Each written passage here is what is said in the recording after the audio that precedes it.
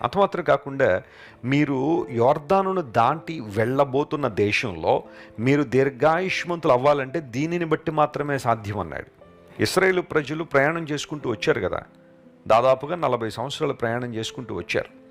ఇక వారు కనాను దేశంలో ప్రవేశించాల్సిన సమయం అది.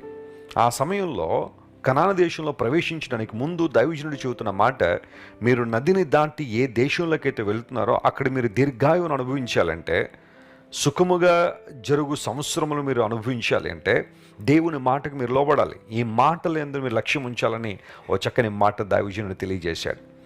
దేవుడు మనతో మాట్లాడుతున్నాడు. ఆయన స్వరాన్ని మనం వినగలిగితే ఆ మాటలు మనకు జీవాన్ని ఇస్తాయి. అంత మాత్రం కాకుండా వినుట వలన విశ్వాసం అన్నాడు. విశ్వాసంలో కొన్నిసార్లు బలహీనులమైపోవడానికి కారణం దేవుని మాటను వినకపోవడమే. చాలామంది ఎన్నో మాటలు వింటారు ఉదయం లేచింది రాత్రి పడుకునే వరకు, కానీ దేవుని మాటలు ఎందుకు లక్ష్యం ఉంచలేకపోతున్నారు.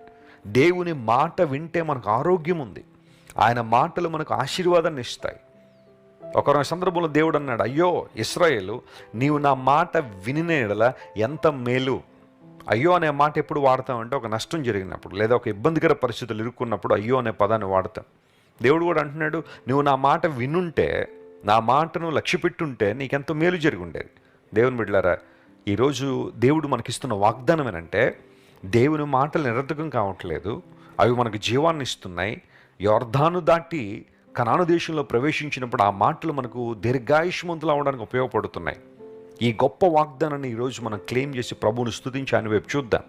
ఆయన మాటకు చోటు ఇవ్వగలిగితే జీవాన్ని మరియు దీర్ఘాయువును మనం పొంది ఆయన చిత్తానుసారంగా ముందుకు సాగిపోతాం.